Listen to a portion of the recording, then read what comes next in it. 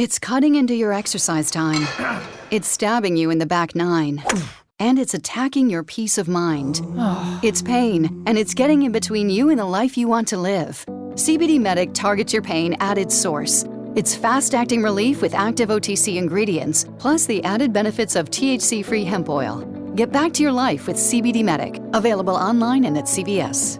These statements have not been evaluated by the FDA. This product is not intended to diagnose, treat, cure, or prevent any disease.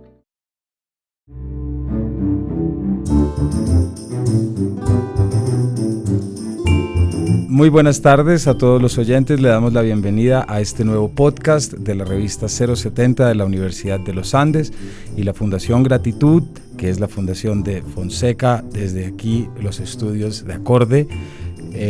Este nuevo podcast que quiere acercar a los oyentes a nuevas formas de entender la literatura, por lo que tendremos escritores, profesores, críticos, todo tipo de personas que nos puedan ayudar y dar luz cómo podemos entender la literatura en estos tiempos y cómo nos puede ayudar en nuestras vidas. El nombre del podcast es una palabra como no podía ser de otra manera, es la palabra paredro, que aparece en una novela bastante curiosa de Julio Cortázar, que es 62 Modelo para Armar. Así que les damos la bienvenida a este podcast, a este paredro. Bueno, para esta tarde nos acompaña y quiero saludar especialmente a Juan Gabriel Vázquez y a Ricardo Silva, que son dos de los autores más importantes, más relevantes, dos de las voces que más escuchamos y leemos en este momento. Están aquí para hablar sobre sus últimos libros que tienen muchos puntos en común que estaremos comentando. Estos son Viajes con un mapa en blanco de Juan Gabriel Vázquez, publicado por Alfaguara en noviembre del año pasado, y Ficcionario de Ricardo Silva Romero, publicado con Lumen, con unas muy lindas ilustraciones de Hernán Sansone. Ricardo, Juan Gabriel, bienvenidos, muchas gracias por estar acá. Muchas gracias, Camilo, por la invitación, estamos muy contentos de acompañarlo. Gracias, Camilo, comencemos a hablar. Y qué bien que la primera podcast sea con ustedes, además, o sea que les agradezco mucho. Los dos libros de ustedes son sendos acercamientos a la ficción. Ustedes son novelistas, pero al mismo tiempo han sido columnistas. En primer lugar, los invito a que le cuenten a nuestros oyentes qué pretendieron hacer, qué hicieron, qué pregunta contestaron o qué grieta cerraron, si es que cerraron algo, después de que uno se propone escribir algo sobre la ficción sin necesariamente utilizar un estilo narrativo o un estilo poético ensayístico prácticamente. Bueno, ensayístico sí, pero no narrativo. Sí, obviamente. Sí. Bueno, pues a mí me dio mucho gusto, primero que todo, gracias por la invitación, me dio mucho gusto que mi libro coincidiera en el tiempo sin ninguna premeditación de por medio con el libro de Ricardo, porque eso quería decir que estamos los narradores colombianos, estamos pensando en esto que hacemos por escrito. Todos los narradores, yo creo, invierten una parte de su tiempo, de su energía mental, de sus recursos como lectores, en preguntarse qué es este oficio misterioso que hacemos, por qué nos interesan las vidas de la gente que no ha existido, por qué nos interesa contarlas y por qué debería interesarle a un lector sumergirse durante 200 o 500 páginas escritas hace unos meses o escritas en el siglo XVII sobre los destinos de gente que no existe y que no ha existido. Mi libro es una recopilación, no es un libro unitario, una reflexión unitaria como el de Ricardo, sino es una recopilación de ensayos que he venido escribiendo a lo largo de los últimos años. Y el pretexto para la publicación fue un curso que di en la Universidad de Berna, en Suiza, en el cual estuve hablando durante 14 semanas de esto, del arte de la ficción. Y de ahí el curso se montó alrededor de las preguntas que yo ya tenía, que he tratado de contestar una y otra vez, y que no termino de contestar del todo, y eso es lo apasionante. ¿Para qué sirve la ficción? ¿Qué nos hace? Si es que nos hace algo, yo creo que nos hace algo. ¿Por qué es una parte importante de nuestras vidas, de nuestra educación sentimental y moral, pero también es posible que tengan algún efecto en la salud de nuestras democracias? Es posible que la salud de una organización política, una sociedad como las nuestras democracias contemporáneas, es posible que eso tenga alguna relación con la buena salud de la ficción, con el hecho de que se escriban o no se escriban novelas. Yo creo que hay una relación. Y sobre todo, ¿qué implicó para el ser humano esa transformación que para mí fue brutal e interesantísima, que empezó a suceder en nuestras conciencias a partir del momento en que empezamos a pensar en los demás a través de historias inventadas? A partir del momento, por ejemplo, en que el autor del Lazarillo de Tormes, que era evidentemente una persona rica, con acceso a libros, con mucha educación, perteneciente a la élite de su momento, empieza a contar una historia desde el punto de vista de un huérfano pobre que no tiene nada, que no tiene ni recursos, ni libros, ni posición social, ni absolutamente nada, y sostiene esa reflexión, ese pensar desde la vida de otro durante 150 páginas. Ahí pasó algo en nuestras conciencias, una transformación de la capacidad que tenemos para entender al otro, para interesarnos por el otro, que antes no existía en la ficción en prosa. Existía en otros géneros, existía en el teatro, existía en el drama que viene de Atenas, existía en la poesía, pero la ficción en prosa trabaja de otra forma. Yo quería preguntarme cómo trabaja, cómo es eso, qué es lo que nos han hecho las novelas, por qué son importantes y qué podría pasar si dejan de serlo. Más adelante le voy a preguntar, Juan, por esta sana o insana obsesión que usted tiene por el Quijote y por lo tanto por Lazarillo, sí, que siempre apareció en El arte de la distorsión, su último sí, libro de ensayos hace 10 años, y encuentra en el Quijote siempre unas referencias. Ahorita le quiero preguntar, pero Ricardo, yo creo que usted va a estar de acuerdo con lo que Juan Gabriel acaba de decir, pero además usted le pone un componente que es el cine. Sí, es cierto. Estoy además totalmente de acuerdo y me parece que así en un primer momento Juan Gabriel presente su libro, que a mí me fascinó, como una compilación. Igual es la compilación hecha por un novelista, es decir, está editada esa compilación hacia un clímax, hacia un ensayo final que me parece que aclara todo lo que acaba de decir y lo pone pues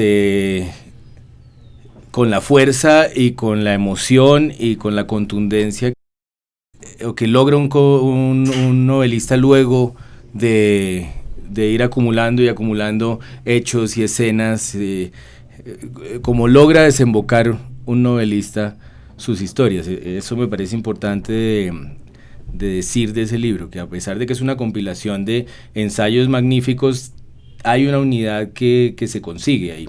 Por supuesto estoy de acuerdo con todo lo que acaba de decir, pero digamos en el caso del cine hay algo que es muy útil y es la cuestión de la estructura dramática. Lo que pasa cuando uno ve muchas películas o cuando estudia cómo se hacen las películas o cuando estudia cómo se escriben las películas es que se entera uno de que todas, el 98% de ellas están escritas con la estructura que los griegos diseñaron hace siglos y siglos.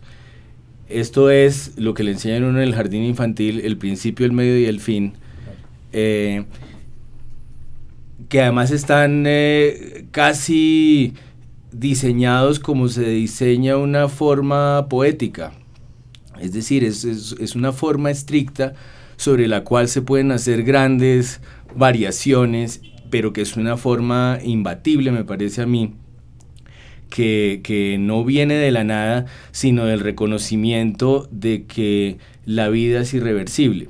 Es decir, ese principio, ese medio, ese fin, que terminan siendo el primer acto, el segundo acto y el tercer acto de un drama, son la mejor manera que hemos hallado de capturar, detener, articular el paso del tiempo.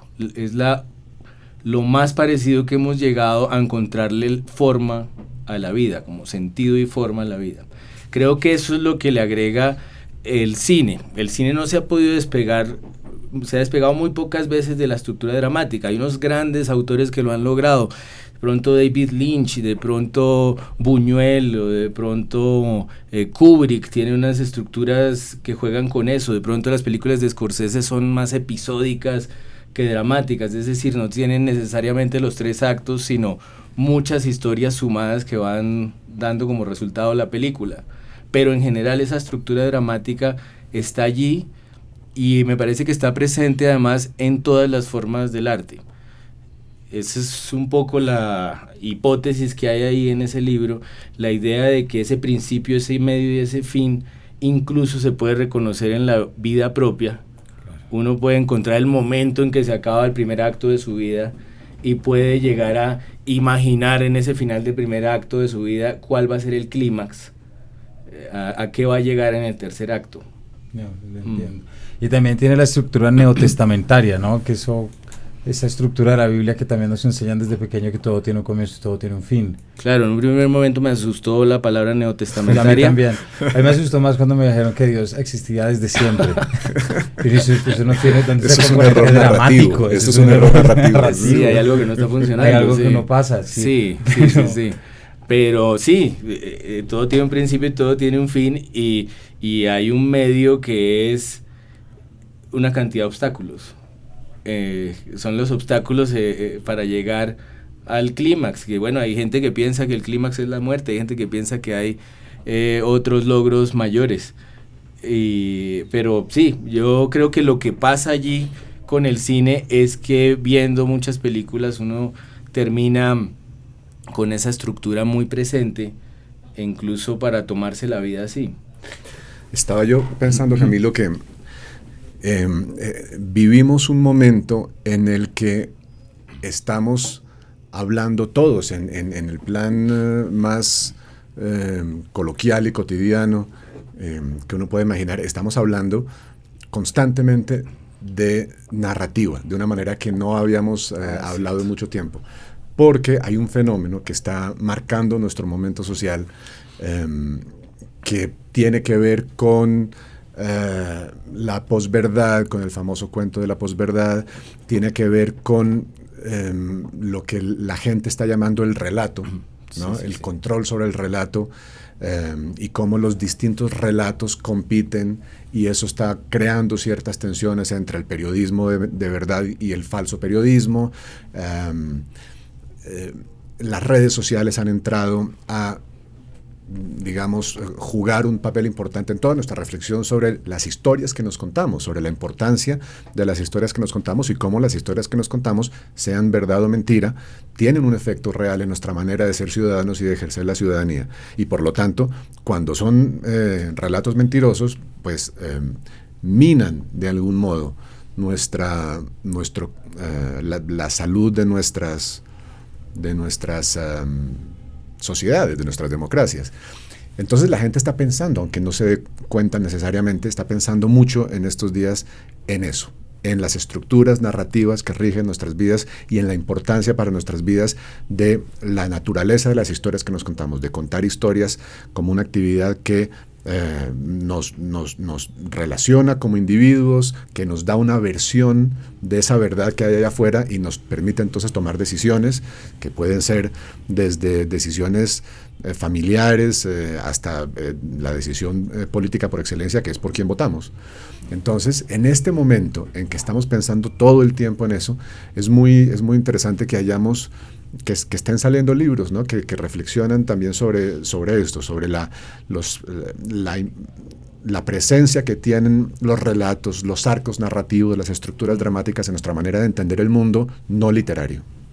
Sí, hacia allá iba precisamente porque creo que los dos apuntan a lo mismo, y es que en la literatura en muchos aspectos lo que nos ayuda es a darle sentido a la vida. Sí. Es decir, a partir del desarrollo que usted, Juan, por ejemplo, en su libro habla del desarrollo de la empatía con Lazarillo y Don Quijote, que ahorita voy a llegar allá, y luego Ricardo también como habla de entender la vida desde una postura dramática, es decir, desde una estructura que sirve para contar un artificio que es una historia, es lo que termina convergiendo en, bueno, ¿desde dónde me entiendo yo? Y a mí me cuesta mucho trabajo no ver esa gran importancia que sus dos libros hayan sido publicados en una diferencia de 15 días, sin, hasta donde tengo entendido, el uno supiera que el otro lo iba a publicar. Seguramente habrían hablado, pero como ya habíamos dicho anteriormente, esto no fue una apuesta en un bar, tipo, vamos a escribir vamos a escribir una novela sobre el dictador, no, sí. Pero sí creo que sale en un momento que, como Juan decía, es sobre la posverdad, es un momento en que hay una cantidad de acechanzas al sentido, me atrevo a hablar en esa manera. se acecha constantemente. Y yo creo, yo soy profesor de literatura, como ustedes lo saben, de hecho soy profesor de la Universidad de los Andes, del Departamento de Literatura, y los libros como los de ustedes para nosotros es una gran ayuda porque nos permiten mostrarle a los alumnos de primera mano, desde novelistas, cómo se entiende la vida desde lo literario, que es muy importante. Yo quisiera preguntarles algo. ¿Ustedes sienten que frente a un público colombiano, por ejemplo, con el que ustedes hayan podido intercambiar impresiones, ¿ustedes sienten que han dicho algo nuevo o sienten que están recordando una verdad que siempre hemos sabido que está ahí, pero que por algún motivo había sido callada y tapada? Yo creo que lo nuevo que tienen los dos libros y la razón por la que coinciden y porque salen al tiempo es una defensa de la ficción en tiempos en los que lo que está predominando es la mentira. Es una aclaración lo que están haciendo estos dos libros, que es que la ficción no es mentira. Es decir, es un acuerdo, es un pacto. Exacto, entre iguales. Hay un diálogo, una comunicación que se está estableciendo, un llamado a la empatía, un llamado a ponerse en el lugar incluso de los villanos, que es muy útil y realmente urgente en tiempos de tanta locura, de que uno siente que no es una época sino una estampida realmente lo que se está viviendo, y que el que grite más duro va a convencer a la estampida a ir hacia donde quiera. Entonces creo que es justo una defensa de la ficción como articulación del mundo, articulación de la realidad, llamado a la empatía. Es una defensa de la vocación a recrear el mundo y una defensa de ese pacto entre escritor y lector, que es todo lo contrario a una campaña llena de propaganda sucia. También es impresionante cómo eso, siempre se está hablando del relato, de la narrativa. Uno ve que de pronto ofrecen clases de storytelling, pero que no es para contar ficciones, sino para saberse contar en este mundo nuevo en el que hay que ser un personaje para funcionar. Y es bueno, creo que ese es el intento de los dos libros, justamente, como defender la transparencia de la ficción en ese sentido. El juego que hay ahí claro y el juego tan humano y tan reivindicador del humano que hay allí, en contraposición con una campaña llena de mentiras. Es que estoy a punto de hablar de política, pero no quiero caer en eso. No, pero yo sí creo que hay yo sí los invito a que, porque yo sí siento, y perdón le interrumpo, Ricardo, pero yo sí siento que estos dos libros salen del plebiscito directamente. Eso es una teoría buenísima. Esa es una teoría mía, que yo sí siento que salen, y esa es la manera como yo me explico que salen con 2 semanas de diferencia. Sí. Porque es una manera de hacer un reclamo y poder decir, miren lo que la ficción, el papel que puede cumplir la ficción en este momento en el que hay un cruce entre el buen periodismo, entre el periodismo mentiroso, entre la mentira, entre el populismo, etcétera, etcétera. Bueno, hay dos tipos de invención narrativa. Esta yo creo que es una diferencia, es una línea que se traza en los dos libros.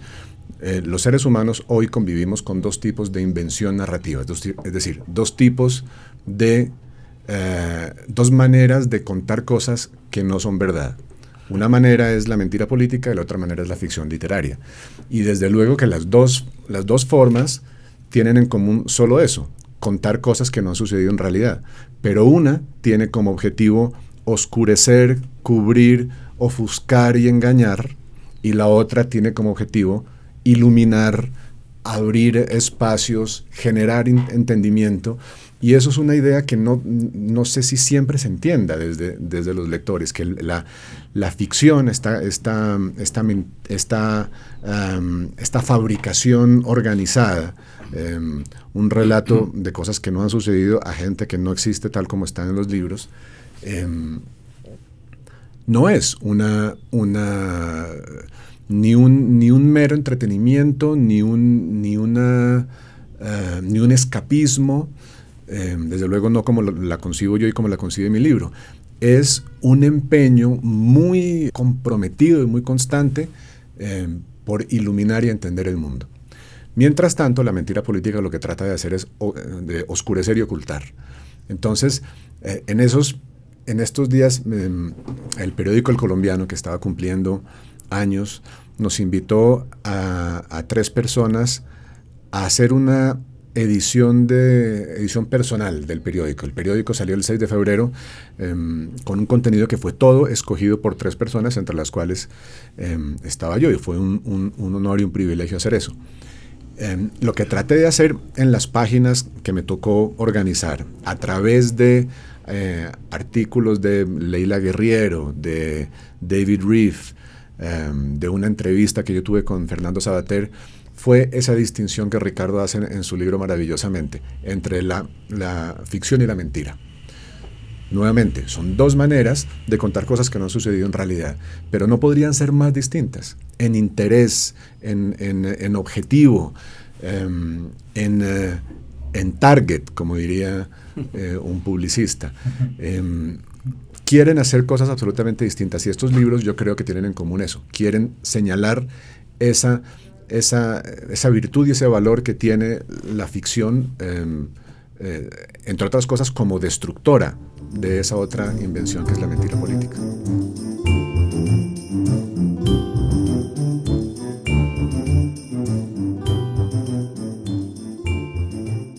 Yo quisiera hablar un poco de cómo están los libros armados para que el discurso y lo que estemos hablando no se nos quede únicamente entre ficción y entre la vida. Un poco como ya Ricardo pues describió cómo es el libro de Juan, en cambio el suyo son 35 máximas en las que cree de verdad, a partir de las cuales se contesta unas preguntas, si queremos decir, o unos puntos. Hay algo que también rescato mucho de su libro, Ricardo, y es que no hay una diferenciación entre alta literatura, baja literatura, producción hollywoodesca, clásica. No, hay de todo, porque de alguna manera, y no sé si aquí van a estar de acuerdo, y yo creo que el libro de ustedes es algo que ayuda a que esto sea posible, porque nuestros imaginarios culturales, nuestros arquetipos junguianos, si los queremos poner en esos términos, pues surgen de todo tipo de producciones culturales, literarias y artísticas que hemos tenido. Puede calar tanto Top Secret como puede calar El Quijote. Sí, me explico. Entonces me gustaría preguntarle por esa relación. Usted también tiene unos párrafos en que ataca esa burguesía que cree que es la letrada y al mismo tiempo el académico que quiere el oscurantismo, ¿no? Es que a mí me parece que hacer Volver al Futuro es muy difícil. A mí me parece que quien escribe el guión de Volver al Futuro es un maestro de su oficio, y quien hace esa película es un maestro de su oficio. Y me parece que es tan difícil hacer Volver al Futuro como hacer La Naranja Mecánica, o como hacer Terciopelo Azul de David Lynch. Me parece que para ambas cosas hay que tener mucho talento. A mí me molesta, y sucede yo creo que más en la literatura que en el cine, una raza de intelectuales que no pueden ser sin prevalecer. Me parece muy de mundo pequeño, pero también muy de Colombia. La imposibilidad de convivir en desacuerdo, o de ser sin tener que aplastar al otro para poder seguir siendo. En estos días me encontré con una frase de Gore Vidal que era fantástico para estas cosas, que decía, este libro mío fracasó, pero mi fracaso a mí realmente no me importa. Lo que me importa es que mis amigos fracasen también. Sí, hay una cosa que es, yo creo que de pronto esencial a los mundos pequeños, que es una frustración enorme que desemboca en envidias muy afiladas y muy como inagotables, que a mí me impresiona mucho. Y me impresiona que no puedan convivir esas cosas, que Volver al Futuro no pueda estar en el nivel de Terciopelo Azul, como construcciones, fabricaciones, como ficciones brillantes. Creo que en ese sentido yo siempre he tenido tranquilidad de hablar de ambas cosas, de ambos tipos de texto, y eso es lo que está reivindicado ahí, lo popular, de pronto el humor que usted decía en la pregunta. En estos días hemos estado viendo una serie que hace Seinfeld que se llama Comedians in Cars Getting Coffee, que es espectacular porque son entrevistas a comediantes todos geniales, porque no se puede ser comediante y ser tonto, es muy difícil. Y me impresiona una cosa, y es que finalmente todas las entrevistas son sobre el arte, sobre la ficción, sobre cómo construir historias y relatos. Y en el humor sí que es interesante, porque el resultado es clarísimo. Es decir, si una comedia no está bien hecha, nadie se ríe. Si un tipo se para a hacer un stand-up y la gente no se muere de la risa, fracasó enormemente, y es claro. En un texto literario, en un poema, en una novela, la gente se puede esconder mucho más. Es decir, puede gente morir, pasar una vida entera haciendo literatura, morir con obituarios destacados, gente diciéndole maestro, sin haber sido posible constatar el resultado. A mí me parece muy de reivindicar y muy valioso, por ejemplo, el escritor que tiene lectores. Curiosamente, en ese mundo es muy despreciado el escritor que tiene lectores. Y me parece que es destacable porque hay resultados, se sabe si funcionó o no. No se puede escudar un tipo que consiguió lectores y que a la gente le pudo decir que le parecía malísimo, que le parecía buenísimo. Pero le sirvió. Sí, eso me parece bueno de esa serie de Seinfeld, que ahí están siempre diciendo, bueno, la gente del arte puede vivir fresca. Claro. En cambio nosotros, si nadie se ríe, morimos.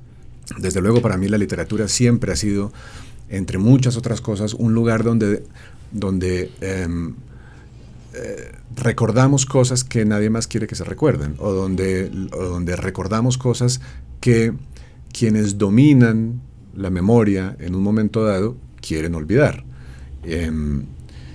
George Orwell decía, escribe en un ensayo bellísimo, quien domina el presente domina el pasado, quien domina el pasado domina el futuro.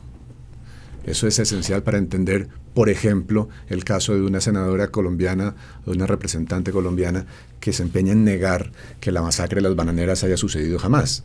Eso es un intento por dominar el pasado para, desde luego, dominar el futuro. Y es un impulso de distorsión de nuestro pasado común que llamamos historia, al cual la literatura siempre se ha opuesto. Y esto me parece, digamos, una de sus virtudes más bonitas y más pertinentes. Pero es que además los colombianos estamos en este momento inventando instituciones más o menos oficiales, más o menos simbólicas, como el Centro de Memoria Histórica, como la Comisión de la Verdad, y son todas instituciones que tienen una cosa en común: tratar de ponernos de acuerdo sobre contar un cuento verdadero sobre los últimos 50 años, los años de nuestra guerra. Los años de nuestra guerra son un cuento distinto si lo cuenta una víctima de la guerrilla, o si lo cuenta una víctima del paramilitarismo, o si lo cuenta una víctima de los crímenes de Estado. Es un cuento distinto si lo cuenta un habitante de las ciudades o si lo cuenta un habitante del campo. ¿Cómo reconciliamos esos relatos? Esos relatos pueden convertirse, de hecho muchas veces en la historia se han convertido en guerras civiles. Esa incapacidad para ponerse de acuerdo en el cuento que nos contamos sobre nosotros mismos es un germen de desacuerdos que pueden convertirse en violentos muy pronto. Y en cambio, ponernos de acuerdo sobre eso, sobre el cuento que contamos sobre nuestra historia reciente, ponernos de acuerdo acerca de lo que ha pasado en Colombia durante los últimos 50 años es fundamental para salir de estos últimos 50 años. Claro. Otra idea que recuerdo con mucha frecuencia es cuando Carlos Fuentes decía: no hay futuro vivo con un pasado muerto. Mantener con vida nuestra historia reciente, es decir, los relatos con los cuales hemos tratado de interpretar los últimos 50 años, que son los años de la guerra, eso es absolutamente esencial para poder pasar página, para poder seguir adelante. Y la literatura tiene mucho que ver con eso. A esto, muchas gracias, Juan, le ponemos un pequeño elemento que complica un poco la ecuación, Ricardo, y es algo que usted en su libro dice muy claro, y no podría yo estar más de acuerdo, y es que todo el mundo de alguna manera forma parte o crea su propia ficción. Es decir, nosotros estamos constantemente buscando nuestras ficciones porque formamos parte de relatos, porque formamos parte de discursos, porque formamos parte de lugares comunes, de nada más tremendo que ver un lugar común, por ejemplo, una escena que sea sacada de una película mala, ¿no? Hay una frase muy buena de García Márquez en Crónica de una muerte anunciada, que es cuando Ángela Román no ha leído las cartas de Bayardo San Román, y el narrador dice, porque la vida no se podía parecer a la mala literatura. Sí. Espero no estar citándolo mal, pero digamos que hay una forma en esto de que hablamos de darle sentido a la vida, que es si uno ha visto algo en la vida que se parece mucho a una ficción. ¿Me explico? Lo digo porque hay unas menciones que usted tiene en su libro que a mí me llamaron mucho la atención, y es sobre todo la creación de estos sujetos que son las estrellas de cine. Porque claro, uno nunca ve a Madame Bovary, o quién hizo de Madame Bovary, me explico, es una imagen, es un concepto, es algo que queda, mientras que uno sí ve a la actriz que hizo al personaje que hizo y ahí ya se le crea a uno una ficción, porque uno cree que conoce a la persona, pero esa persona se está prestando, es decir, dentro de ese juego de, otra frase que usted habla de ejercer la ficción, y luego esa búsqueda también del drama, que no hay nada que fascine más a la gente que ver a una estrella caída en desgracia, ¿no? Que usted también hablaba de eso. Entonces, cómo esa ficción se nos ha metido ya a tal nivel que a veces no necesitamos ni la novela ni la pantalla de cine para, sin darnos cuenta, estar viviendo una ficción. Y por el otro lado, algo que usted me parece que dice, y es que la gente tiene todo su derecho en hacerlo. Pues es que la gente lo hace, es decir, no más si uno piensa en cómo se viste cada quien. Exactamente. Ahí hay una puesta en escena, o sea, la gente es una puesta en escena que trata de habitar el mundo y de sobrevivir en el mundo, pues disfrazándose realmente. Por otro lado están las redes sociales, que han hecho que la generación que sigue a la nuestra no tenga que hacer algo que en nuestro tiempo, o sea, cuando nosotros éramos niños, se llamaba hacerse un nombre. A la gente le decía, usted tiene que hacerse un nombre más o menos para que después le paguen plata, le den algo, le den trabajo. Hoy en día todo el mundo se hace un nombre a los 10 años y un personaje y una forma de pertenecer o de estar en el mundo que es increíble. Ahora todo el mundo titubea aún en las redes, pasan fenómenos muy interesantes, como gente que cree que su perfil de Facebook es un personaje y su vida real es otra cosa, lo cual es una estupidez, porque el perfil de Facebook es la realidad también. Hay gente que dice, no, es que yo soy bravo en Facebook, yo soy mala gente en Facebook, pero en la vida real soy buena gente. Y pasa que uno ve que lo están atacando de pronto en Facebook y luego se los encuentra y son queridísimos.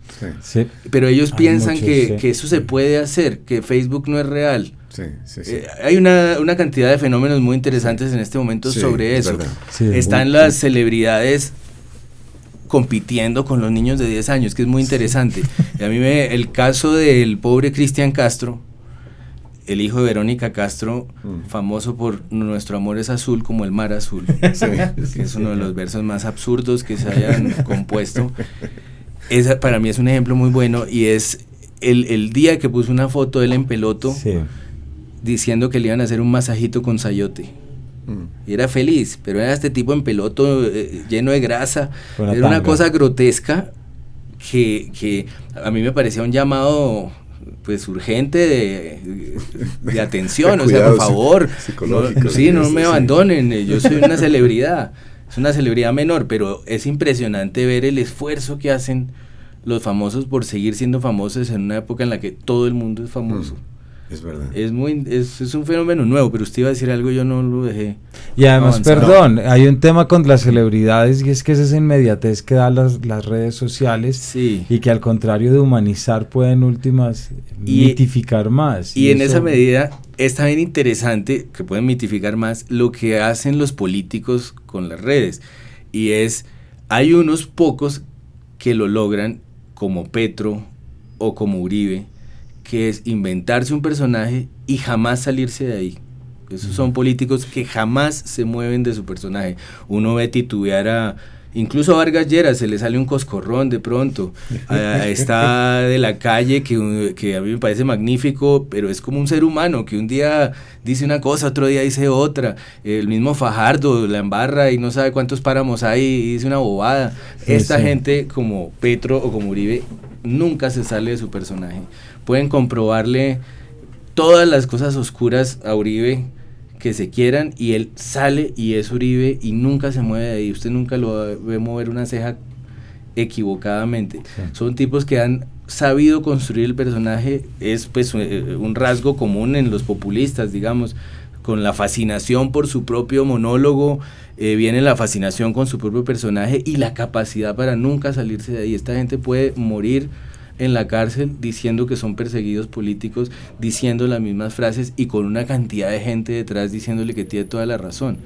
Yeah. Es impresionante, porque además han sabido entender que las redes han servido para privilegiar el pensamiento de manada, que ha existido desde que hay manadas, pero que hoy en día es de verdad muy posible, muy fácil de impulsar, de empujar, porque como uno ve con cualquier conversación que pueda tener en público, en las redes, uno nunca está hablando con una persona, sino con una barra brava necesariamente. Sí, exactamente. Cae un montón de gente a decir lo contrario y cualquier conversación tiene visos de pelea, es una cosa increíble. Claro. Y estos tipos lo han sabido manejar muy bien, y muchos niños, muchos quinceañeros, muchos veinteañeros han sabido construir grupos de fans. Pues es que hay youtubers de 18 años con millones de seguidores. Sí, es una época muy particular, porque uno sigue pensando que los famosos son unas personas que no son. O sea, los famosos son los youtubers realmente, pero uno sigue viviendo en ese mundo en el que había que hacerse un nombre. Claro.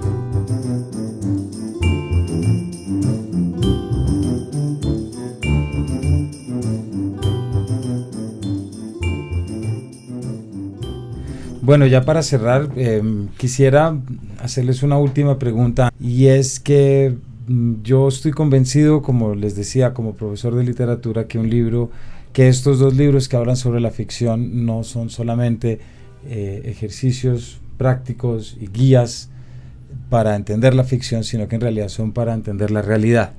Porque yo estoy de acuerdo con Juan, que decía ahora, yo no entiendo lo de me cuesta mucho creer que la literatura pueda ser una actividad escapista o el cine, porque muchas veces uno puede entrar a ver un drama y sale peor de lo que entró. Por supuesto, claro. Entonces dice, ¿dónde está la parte que me va a dar a mí la tranquilidad?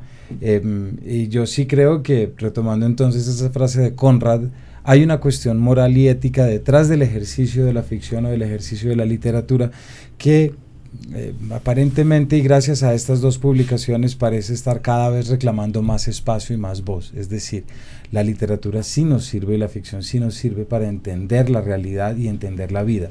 Quisiera terminar pidiéndoles cómo le pueden ustedes recomendar a un lector frecuente o infrecuente, porque incluso a veces los lectores más activos y más apasionados son los menos empáticos. No necesariamente leer mucho significa que sé mucho de las emociones. Sí. Ahí hay algo distinto. Pero, ¿qué consejo le darían ustedes? No al novelista que está empezando, porque aquí estamos hablando en términos de lector. ¿Cómo acercar más esa ficción a una propia vida, a una propia noción de sí, o a entender qué papel debe cumplir esto en la estación de Transmilenio, o en el aeropuerto, o en el Supercade? Sí. Bueno, está muy bien aclarar eso que aclaraba usted antes, porque en medio de toda esta defensa de la idea de la ficción como un lugar capaz de crear cierta empatía, capaz de ponernos en la vida de otro, y por lo tanto capaz de entrenarnos en el arte de comprender a los demás y sus misterios y sus secretos. Esto se puede confundir con la idea de que leer es bueno, como es buena la vitamina C o el ejercicio, ¿no?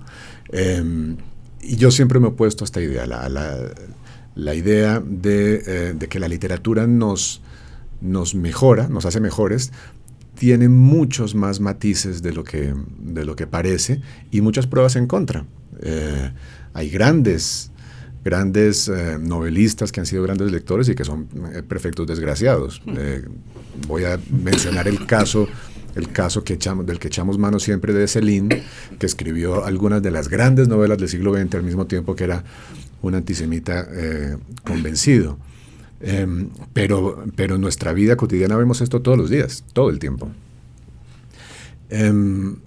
Entonces, claro, es muy importante eso. Bien, dicho esto, aseverado aquí, puesto sobre la mesa, que la lectura no hace mejor a una persona, la lectura de ficción, digamos. Yo sí creo que permite cierto tipo de lectura sobre todo de los grandes libros, de los libros que llevan diciéndonos cosas desde hace 500 años o 1000. La lectura, digamos, la comunión intelectual con estos libros, convivir durante horas y horas con la mente de un Tolstoy, de un Dostoyevsky,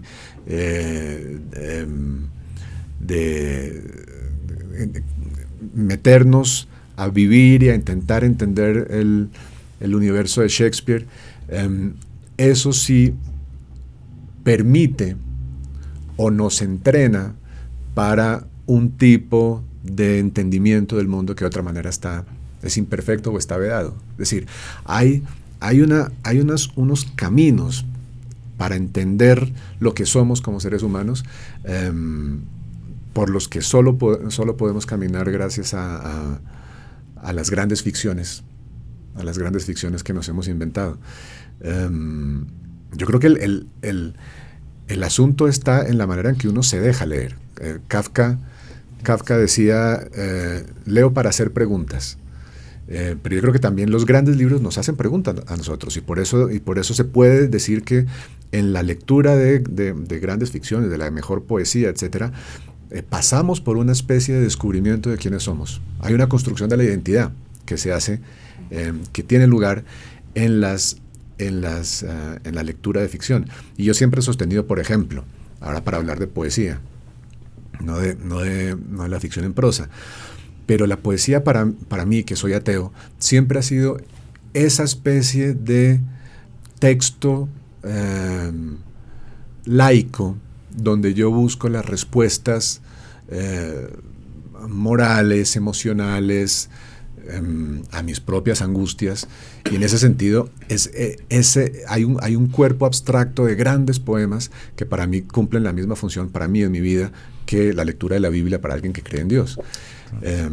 Entonces, claro, esto evidentemente es muy idiosincrásico, tiene que ver con cada uno, con las distintas, nuestros distintos traumas, nuestros distintos problemas, nuestras preguntas, que siempre son distintas, pero yo creo que es algo que tiene lugar, está ahí, existe.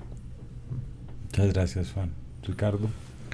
Pues el otro día hablábamos de lo molesto que es cuando desde el mundo de la literatura, o más usualmente desde la academia, se presume de la inutilidad de la literatura. Yo lo oía mucha gente mientras estudiaba literatura. La frase, con cierto orgullo, la frase es que esto es inútil. Sí. Más o menos diciendo, somos superiores a la sociedad, esto no sirve para nada. Sí. Esta es la gracia de estar por encima, lejos. Hay una superioridad moral que es molesta en la frase. Como, nos damos el lujo de no servir para nada. Exactamente. Sí. Pero lo que acaba de decir Juan Gabriel es justamente lo contrario. Si bien hay gente para la que no sirve de nada pasar por allí, leer novelas, y gente que lee Crimen y Castigo y se queda feliz en el crimen, digamos. Pues realmente lo que pasa con la lectura de una novela es un entrenamiento para tener las riendas de uno mismo. es una especie de entrenamiento para ser capaces de sujetar la propia violencia, por ejemplo. Para poder conducirla propiamente, que siempre es tan peligrosa. Es decir, uno solo está loco absolutamente y diseña crímenes con mucha facilidad. Cuando lee, se está conteniendo la mente, le está encontrando frases a lo que sospecha. Y está conociendo, cuando el libro es maravilloso, está descubriendo con el autor cierta clase de belleza, que es lo que a mí me impresiona de los grandes autores. Es gente que descubre una belleza, y eso no puede haber algo más útil en la vida, poder nombrar una cantidad de cosas del mundo, de experiencias, de personas del mundo, de las que uno tenía intuiciones o sospechaba, pero que de otra manera no iba a poder decir. Claro. A mí me parece que eso es increíble de leer a los grandes autores, que pueden ser cualquiera, porque, repito, uno puede ver Volver al Futuro y encontrar allí maneras de decir el mundo que no se le iban a ocurrir, o puede leer El Conde de Montecristo y puedes encontrar la solución a muchas cosas.